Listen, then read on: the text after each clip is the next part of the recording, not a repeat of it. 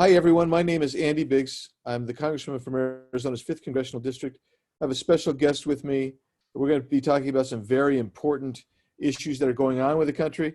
I'm happy to welcome Mark Lamb, Sheriff. He was elected as the 24th Sheriff of Pinal County on January 1, 2017. That's when he took office. Sheriff Lamb oversees a county the size of Connecticut and manages more than 650 employees within the department. Before his election, he trained with the Maricopa County Sheriff's Office Deputy Academy and was named the valedictorian of his class. Now, what he won't tell you is that he was the only one in his class. Now, Right. One out of one. He was hired by the Salt River Pima Maricopa Indian community, where he excelled as a police officer and was named Rookie of the Year. The following year, he received Officer of the Year. He was later promoted as detective to the Gang Enforcement Unit, and his first year was named Detective of the Year. In an article by Arizona Central, AZ Central on May 2nd, Sheriff Lamb is stated to have said it has already been the unstated policy of the Pinal County Sheriff's Office to not arrest anybody for violating the stay-at-home order. I will tell you, I've come to know Sheriff Lamb. He is an excellent leader. He is an excellent sheriff. The people of Pinal County are lucky to have him, and Arizona is lucky to have several great sheriffs, but certainly Mark Lamb is right there, and you do us proud every day, day in, day out, Sheriff Lamb. And let's talk about what's going on in Pinal County, in particular, with regard to your position vis-a-vis Governor Ducey's lockdown orders. Well, first I want to say thank you for the kind words. I appreciate that. And it's an honor to work alongside great congressmen like you. I've been watching your posts throughout this whole thing, and I think you've just been spot on so many things. And so, and there's so few common sense people in Washington, D.C. It's refreshing to know that Arizona, we still have some good congressmen out there, so who still believe in common sense. So, yeah, we got a little national attention because the governor extended the stay-at-home order through May 15th. The media reached out to me and said, hey, what do you think about this? Because in that press conference, he had talked about, hey, if you violate this, we're going to cite you, we're going to arrest you, we're going to fine you, $2,500 fine, up to 6 months in jail. Now, I hadn't been consulted about this. None of the other sheriffs had been consulted throughout the last 2.5 months. And so we had heard things going along. And then when this came out and they reached out to me, I said, absolutely not. We're not going to cite people. We're not going to arrest people. And we're not going to fine them and throw them in jail for this. Like, I've got enough problems as it is. I don't want to make guilty people or criminals out of innocent people. I mean, have they not suffered enough with their businesses, practically all their life savings, their hard work that they've put in their entire life, watch go down the drain, and now we're talking about citing and arresting these people? To me, it's just crazy. It's crazy. And so we took a hard stance on that. Now, I had a lot of people reach out and say, you should resign. You're not doing your job. You're not upholding the law. Actually, I am upholding the law. I'm upholding the law that I swore an oath to, which is the Constitution of the United States. And I don't believe that an executive order can supersede that. And so I've tried to explain to people, I didn't ask to be put in the trick bag that I've been put into. I got put in a trick bag where I either had to enforce this order that's been in existence for a month or a few days, or I can enforce the Constitution, which I swore an oath to, which I find to be the supreme law of the land. So we erred on the side of the Constitution. And, I would do that again, over and over again. 100 times out of 100 times, I'd make the same decision. So I didn't have anything personal against the governor, and I called his people and I said, this isn't personal. This is a difference in opinions. And you guys know, stand on the Constitution, how passionate I am about freedom in this country. And so I took that stand. Yeah, that's great. And I appreciate you explaining that. A lot of people don't realize that you were in communication with the governor's office, but you made a principled decision. And I agree with that decision, because the reality is, I don't know what authority most of the governors around the country have acted under to use such an expansive order. And I also don't understand where they felt they had the authority to say, your business is essential, yours isn't. You know, I mean, exactly. What that means is, if I own a furniture store and I'm a mom and pop in Casa Grande, Arizona, in your county, but I can't open up. If I've got 4 employees, I can't open up. I can't sell anything. And then on the other hand, if I go into the big box store that happens to sell furniture, some furniture, somebody's going to buy that. How is that a more rational basis for closing me down? You know, it isn't rational. And that was one of the, we contested that. One, you're depriving people of life, liberty, and the pursuit of happiness. And number two, why is government all of a sudden the judge of who's essential and who's not? Now, let me tell you this. If I own a business, I can promise you that business is essential to me and my family. yeah. And who is the government to determine that it's not? And I think that is a huge problem for these governments. I think that we've opened ourselves up for future lawsuits, businesses coming out, suing different states and probably the government for inhibiting the life, liberty, pursuit of happiness, inhibiting their business by claiming it non-essential. I know that a lot of these governors and a lot of these people were trying to do what they felt is best. I don't feel like a lot of people gathered all the information that they should have, and I don't feel like they were as objective as they should have. A lot of people were enticed by the federal funds that were available if you declared your state an emergency or these things. We just got into some weird times, but I do feel like that state by, there's so many states and so many examples where the Constitution was definitely bypassed or trounced on in some cases. And to me, that was disconcerting, especially as a sheriff. We're sworn to protect that Constitution and to protect the people's rights for whoever it is. And that includes the government or tyrannical government. Yeah, I mean, when you go back to the essential versus non-essential, if I have done everything I can with my local jurisdiction, I've got the permits necessary, the licensing that's necessary. It isn't an executive or a bureaucrat somewhere that has the authority to say I'm non-essential, because the market does that. If it's essential to me because I'm investing my money, but if the community doesn't think it's essential, guess what? They don't go to my store anymore. They quit going. And so you really pitted winners versus losers. And I this other aspect too is, this in Pinal County, because you're one of the fastest growing counties in the country, and you got brick and mortar retailers. And before this happened, they were fighting to compete with the internet retailers. And so that you had a real Donnybrook going on. And you know what? Those internet retailers, they're still in business selling, but your retailers that are in brick and mortar, they're being denied the opportunity to pursue their freedoms, to pursue their, as you said, the life, liberty, and the pursuit of happiness, which, the original term by John Locke was private property. So we've basically taken that business. And so if there's a takings case, it isn't the federal government that's taken it. It's actually the local governments, the counties, the cities and towns that are enforcing this. Yeah, and I do believe that the president made a great decision by putting this back on the states. Yeah, I'm a huge proponent of the power is to the states. Unfortunately, we had a lot of governors throughout the country that, struggled making these decisions. A lot of counties enforcing these by almost Gestapo-like tactics, where they really sunk this boat. This country, a lot of people know the Walmarts and all the big businesses, but the majority of the jobs in this country and the backbone of this country are still small business owners. right. Those are the people who still employ the majority of Americans throughout the country. And so you just put a dagger through the heart of people, like you said, who were already struggling, trying to compete with online businesses. And then now, whatever small profit margins they were maintaining are going to be very difficult to recover, especially as you've instilled, not you, but the media and other people have instilled fear into these people. Right. And to Americans across this country, to where a lot of Americans are going to struggle going out in public again. And those businesses, even though they open back up, are still going to be, they're going to struggle to get on their feet. Now, this is why I took a stand too, is some people said, well, 2 weeks doesn't make a difference. What's May 1st versus May 15th?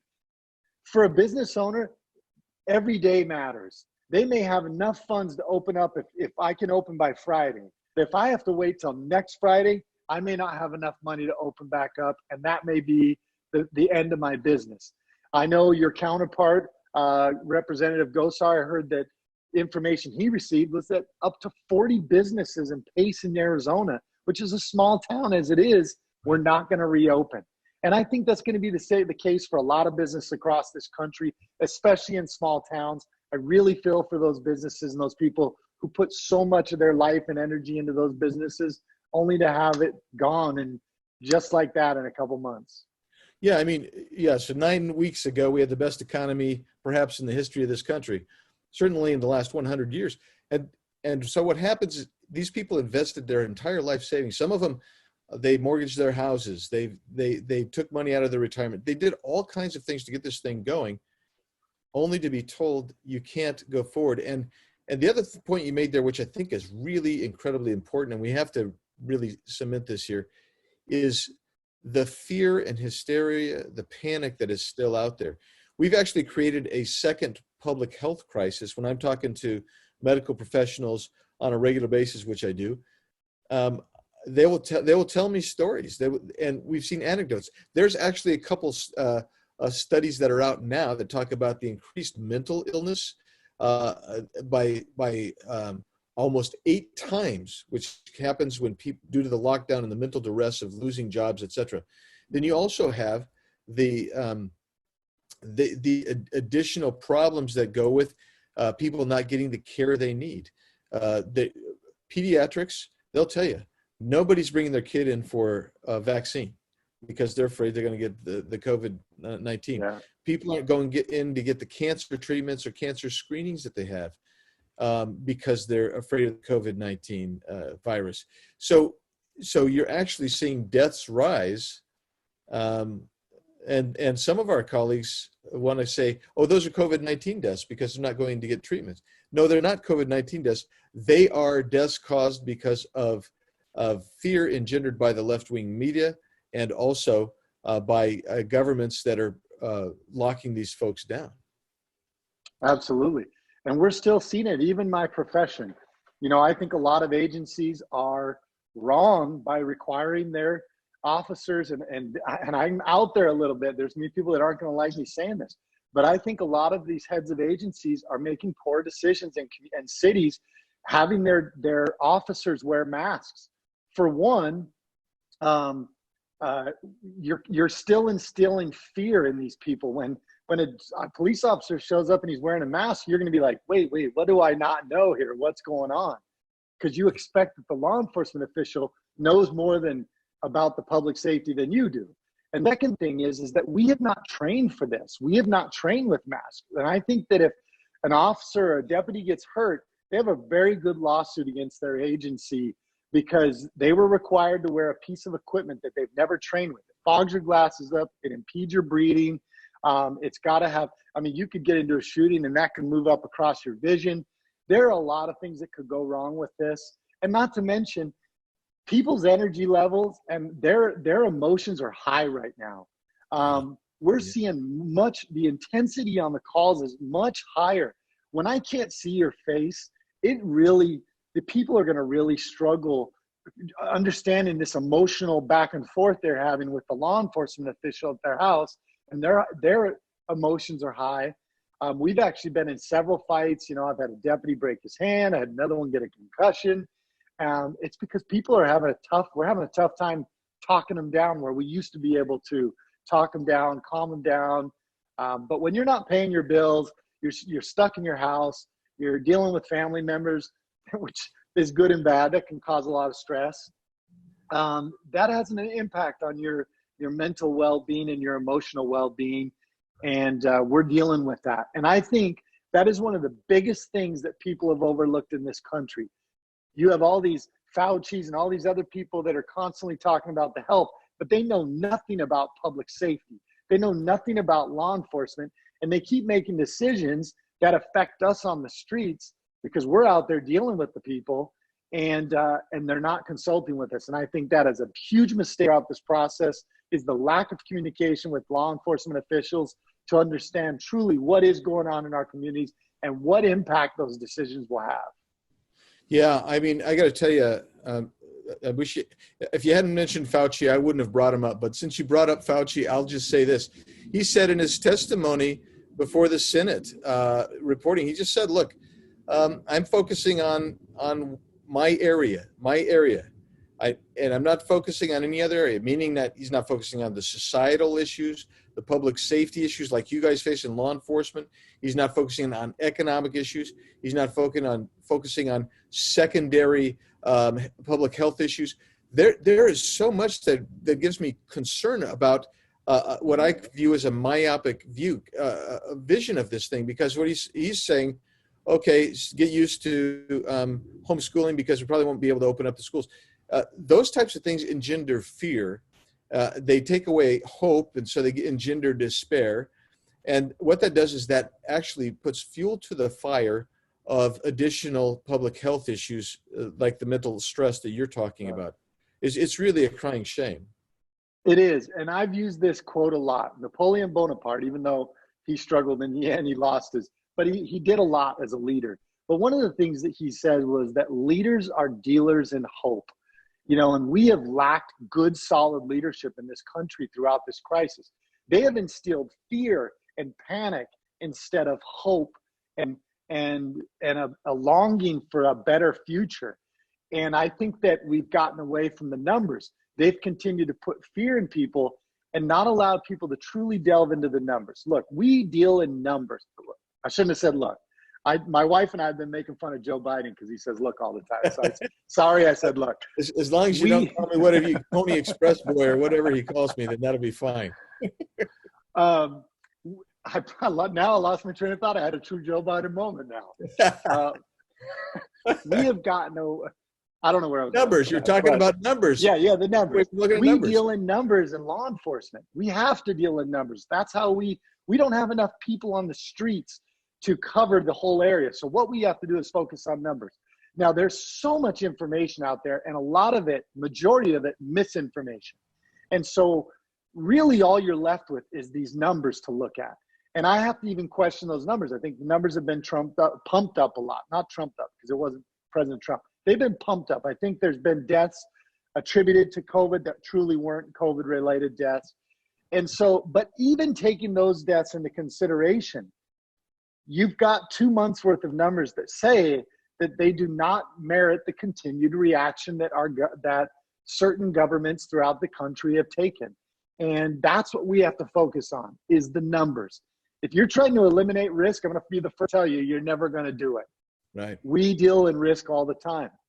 And so we have to get it manageable, which I think we are in a very manageable spot. We have a good understanding of who's most likely to be affected by this and who's not. I think we are getting a better understanding of what you can do to take certain precautions.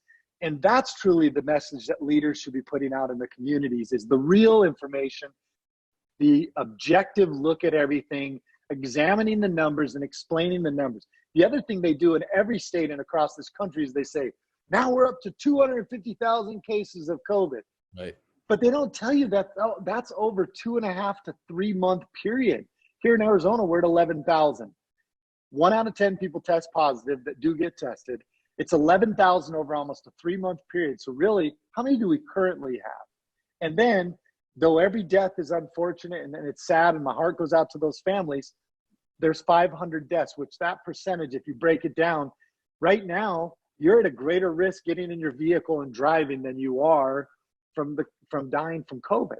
And so these are the numbers that we have to start looking at, and leaders should be talking about how the hope and the good parts of it. And yes, we can get back to normal. Here's some of the precautions you should continue to take, especially if you fall into this age group, if you've got pre-existing health conditions such as obesity and all this.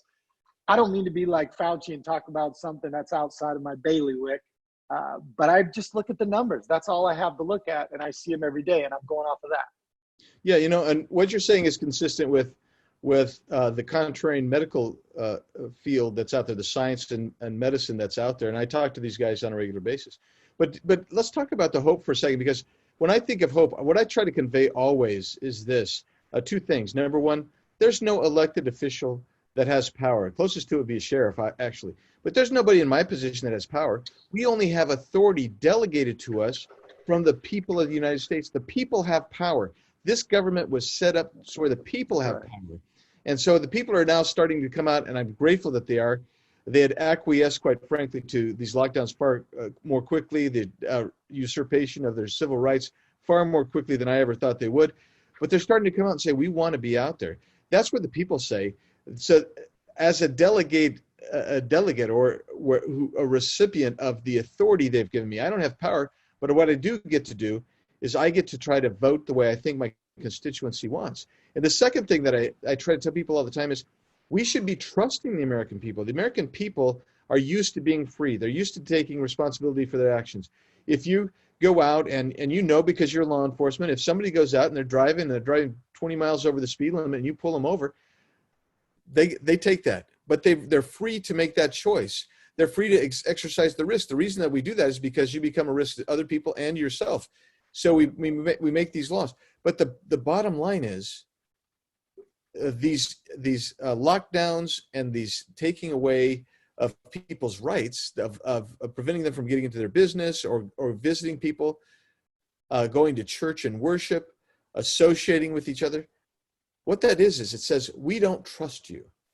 We don't trust you. We as a centralized government, not a federalist government, but now a national government, we trust ourselves and some experts better than we trust you. And so what we're going to tell you is you're going to do it our way. And then we're going to try to enforce it with the law. So you're going to play a t-ball in the park where nobody else is with your 6-year-old. And the police in Colorado are going to come put handcuffs on you because a neighbor called in, for Pete's sakes. In Pennsylvania, have you seen this form, Sheriff Lamb? Oh. The form for you to rat out your neighbor. Oh, yeah, I see him out there. He's out there in his backyard. I don't know what he's doing. This is the kind of authoritarian government that I never thought we'd see in the United States of America. I never thought we'd see it either. And to me, it's crazy. And anybody who swore an oath to this Constitution should stand up on it. And, you know, there's a lot of people out there that are making a stand, but if they work for a municipality, I'm fortunate enough to be the sheriff because I'm like you, I work for the people. And so my job is to represent the people. Now, the voice that I consistently hear is people want to get back to work. People want to get back to their life. And for those constituent of mine that are still fear of it, they should continue to follow the guidelines. And as should most people, they should follow the guidelines as much as they can so that we can continue to progress. But if you're fear of it, feel free to stay home. Exactly. Feel free to stay home and continue to quarantine yourself. And when you're comfortable, come back out. But I'm with you. I think that the government has tried to treat us like little children. I subscribe to something, and I know you know it. It's we teach them correct principles and we let them govern themselves. Right. People don't like hearing this, and it sounds a little harsh, but the beauty of liberty and freedom is that we can be we can be the most successful country in this world, but we can also ruin ourselves as well, because that's what freedom brings. It gives you that freedom of choice and responsibility. And that's why personal responsibility is so important in freedom. You need to be responsible for yourselves, your actions. Please think of others.